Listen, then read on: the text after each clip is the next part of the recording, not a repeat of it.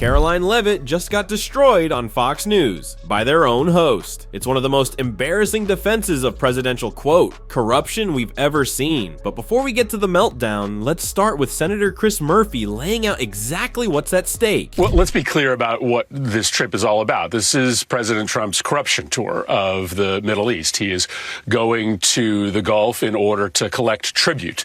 What's happening here is an extraordinary level of corruption. We shouldn't pretend this is business as usual. What the president is doing is giving countries like Saudi Arabia and UAE what they want. For Saudi Arabia, it's a civilian nuclear deal with the United States. For the UAE, it is taking some of the restrictions off of the way that semiconductors flow into that country. And in exchange, Trump is not asking for any benefit to the American people. He's not asking for any movement towards peace in the region. He's asking for cash. He's asking for cash payments. UAE is giving him that through this deal on cryptocurrency, in which they are paying, doing a big deal through Trump crypto.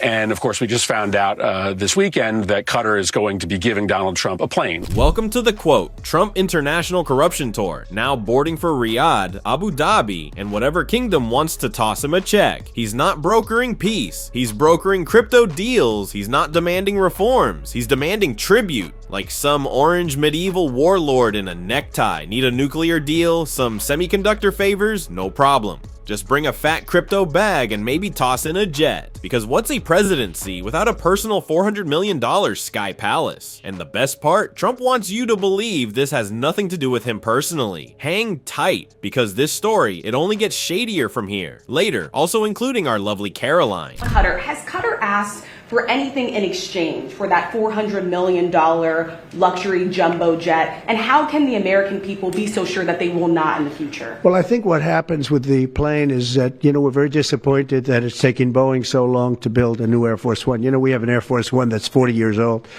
And if you take a look at that compared to the new plane of the equivalent, stature at the time, it's not even the same ballgame. You look at some of the Arab countries and the planes they have parked alongside of the United States of America plane.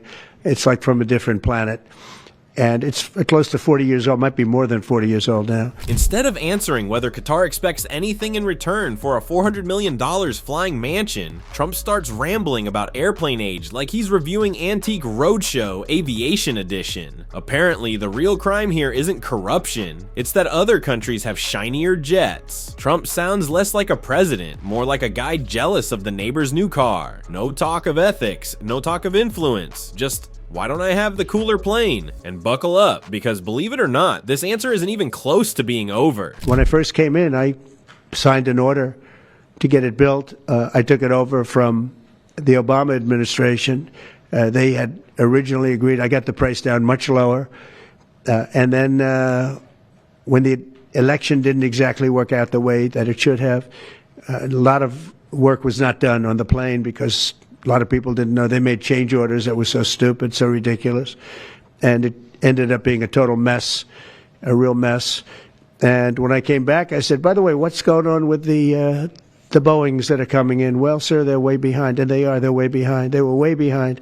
Another mess that I inherited from Biden. Trump's not even pretending to cover this up anymore. He's not defending the jet, the corruption, or the shady deals. He's just stating it proudly, like bragging rights come with the crimes. This is exactly what Senator Murphy warned about. The belief that if corruption is done out in the open, somehow it doesn't count. They think if it's bold enough, public enough, and shameless enough, the media won't care, the public won't notice, and watchdogs will just give up. That's not transparency, that's just arrogance in full HD. Karoline Leavitt will literally try to spin this as honesty. See, if we commit the scandal right in front of you, it's not really a scandal. No, that's not how this works. Being open about corruption doesn't make it noble.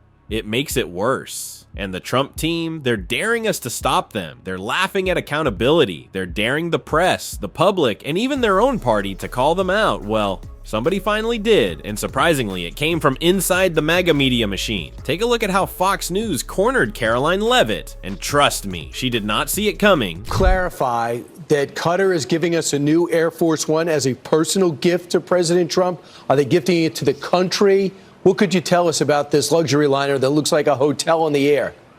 Well, the Qatari government has graciously offered to donate a plane to the Department of Defense. The legal details of that are still being worked out, but of course, any donation to this government is always done in full compliance with the law, and we commit ourselves to the utmost transparency, and we will continue to do that. Ah, yes, the classic, it's totally legal, we promise defense. Karoline Leavitt says this floating 5-star hotel is going to the Department of Defense, not Trump personally. Sure, and Mar-a-Lago is just a humble timeshare. They always throw around words like transparency right when things start to stink, but this isn't transparency, it's damage control and pearls and a press pass. And Karoline, she's about to get absolutely wrecked for trying to sell this nonsense. But before that, leave a subscription if you like our content. Helps us a lot. Thanks. Back to the video. Do you worry that if they give us something like this, they want something in return?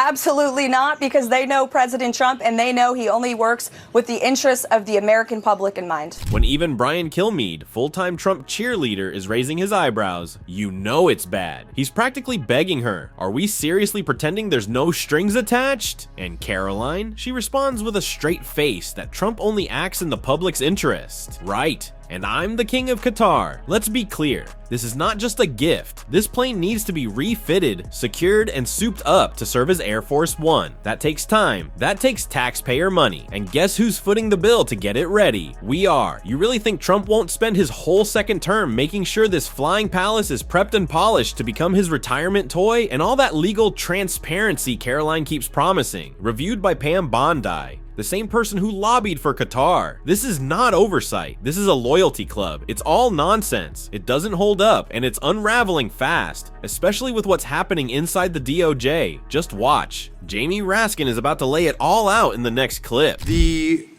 Department of Justice announced that it would demote the Foreign Corrupt Practices Act and not bring prosecutions there. It sacked 17 inspectors general when it started, people who saved us a combined $91 billion last year in ferreting out waste, fraud, abuse, and corruption in the government.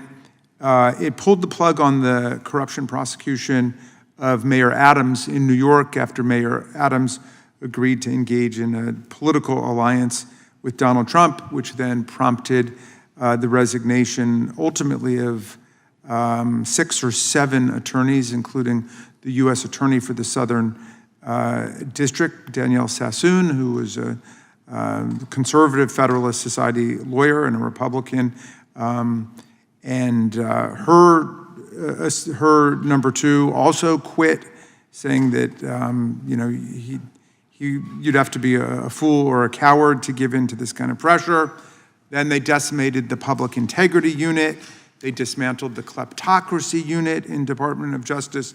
They shut down other units focused on stopping foreign interference in American politics. Jamie Raskin just dropped a legal nuclear bomb. This DOJ isn't just asleep at the wheel. They ripped out the engine and gave Trump the keys. Inspectors general gone. Anti-corruption units dismantled. Prosecutors quitting mid-case. And for what? To keep Trump's shady alliances intact and white-collar cronies safe. But get ready, because in the next clip, we're going full tag team. A double takedown on corporate and political corruption. And yes, that includes Trump's crew. Mr. Fox, why is prosecuting white-collar crime with specific enumerated offenses with the definite material elements in the crime, why is prosecuting white-collar crime important?